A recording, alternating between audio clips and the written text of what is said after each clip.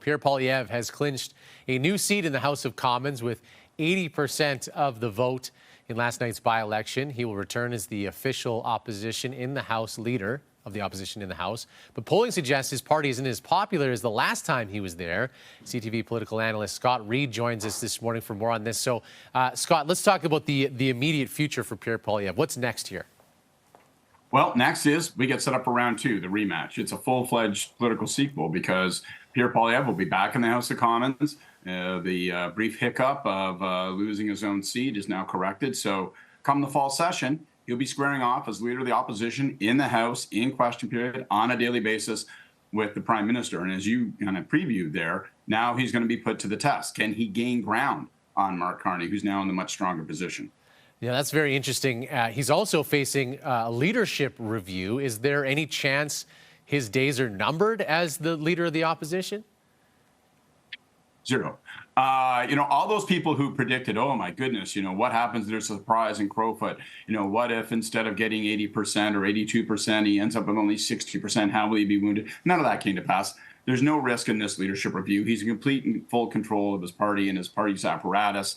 The machinery that will support the convention is completely controlled by him. And I think probably, to be quite candid, there is enthusiasm for him among the rank and file Conservatives. He got a high percentage of the popular vote. He led them to their best electoral outcome in terms of popular vote and votes garnered since 1988.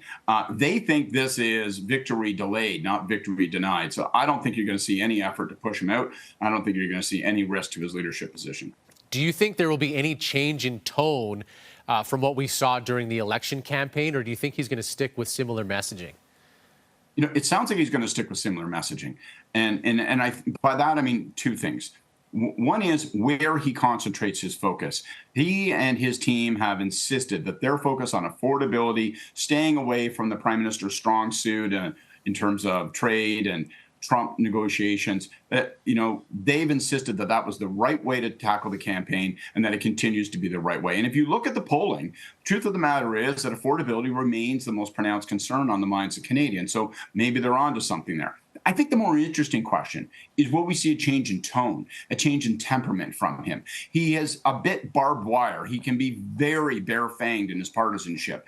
And he sometimes puts people in mind of Trump, not because of the issues he champions, because the manner in which he projects himself. And again, will we see any adjustment? My bet is no. He has basically indicated that he will make no apologies. He will make no adjustments. Even his victory comments last night sounded puffed up. I'm thrilled to be here. And it was very muscular and very aggressive and very sharp-edged. I just don't think Pierre Poilievre is anything and anyone other than Pierre Poilievre. So we are in for a full-fledged rematch. Now, he is now a member of parliament representing Alberta. Will the province benefit from him being based here? I don't know, arguably somewhat, but I think if anything for Poilievre, the challenge is going to have to be as a discussion is driven by Premier Smith around separation, around disaffection with Ottawa and Canada.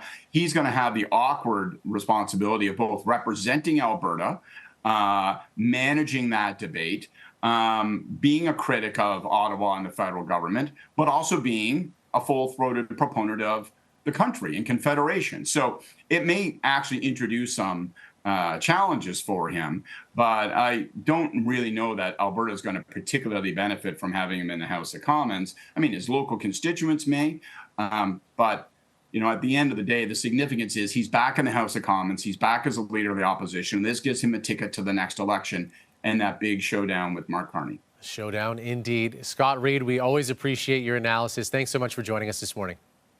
Have a great day.